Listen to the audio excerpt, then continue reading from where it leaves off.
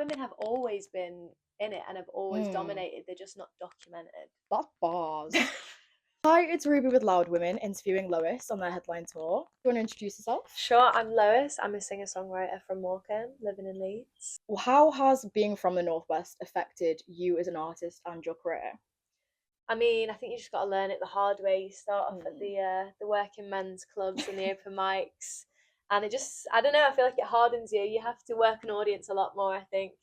And yeah, I'm very proud of being from the North, so I think it always streams into everything I do, and songwriting or what I wear or whatever, always just trying to get attention, basically. So, however, everything I've bought or everything I've got is from a charity shop in Morecambe, so, Nice. you know.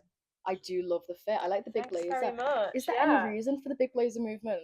I just love big silhouettes, and I love 80s fashion. I love Grace Jones. I love Talking Heads, and I found like being on stage and presenting quite tricky for a few years.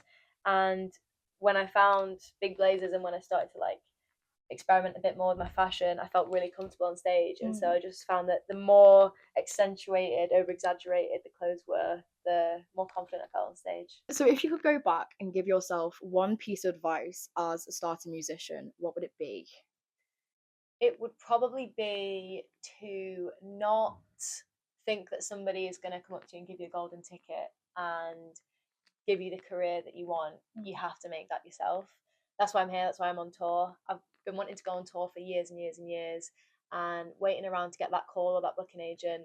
And I just got sick of waiting. I love playing live. It's my favourite thing to do. So I thought, why not book it myself? And here we are. I'd like to demystify the industry, because I feel like for me, for a long time, I felt like the industry was like a boardroom somewhere with a bunch of industry people sat around a table.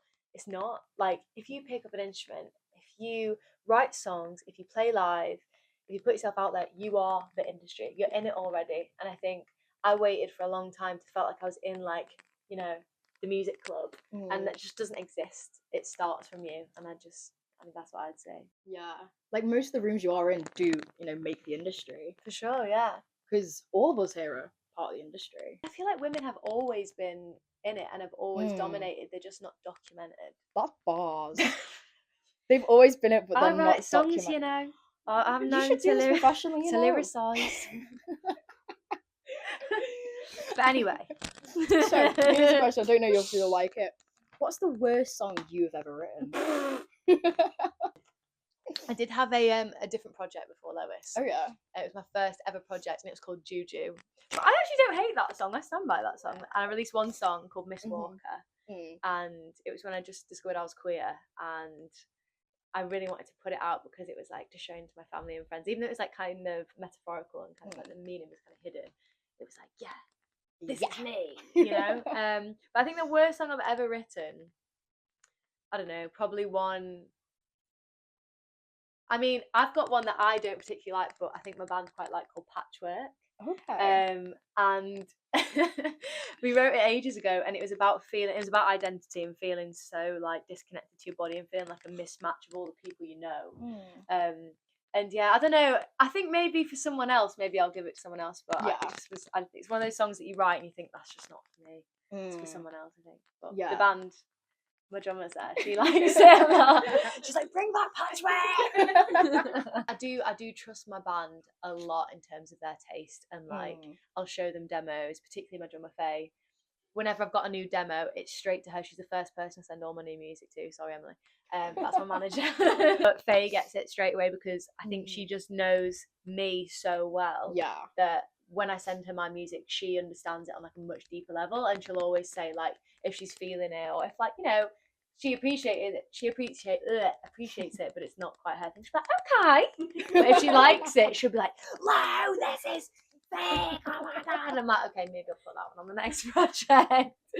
Honestly, you kind of segue my own questions. So what is your process of making music? Oh my god, it changes a lot. I write a lot with other people. I write with my producer Jules, who I absolutely love to write with. I write a lot on my own, just on guitar recently. Like over summer, I got a lot more into like my acoustic guitar, or on piano, or poetry, or often when I'm at work. Actually, I'll just like, if I'm just like, I work in a cafe, if I'm just on the coffee machine and it's just very like robotic. Like there's just movements are repeated all throughout the day. I often like think of melodies and just like voice note it and then come back to it later.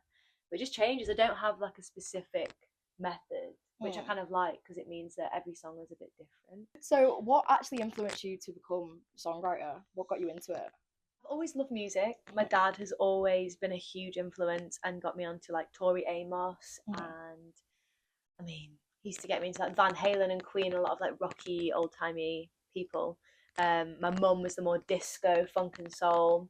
My brother was like whatever was kind of current. But the reason I started writing songs was a way for me to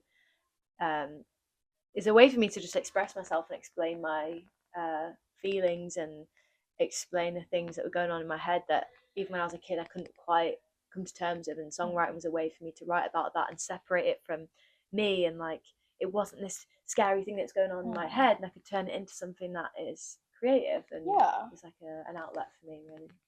What do the fans have to expect from you in the future? The fans can expect some two-stepping, some fun, some shoulder pads, and a party. A party. Yeah, we're in the party era. I mean, I had everything I wanted to say, my experience, put that to bed now. Now it's time to celebrate that and move on. And the process has been processed. It's time to just enjoy life and find joy through the mundane. And yeah. I'm really excited to hear That's it. the vibe. So I've been Ruby. I've been Lois. This has been For Loud Women. Thank you so much. Bye.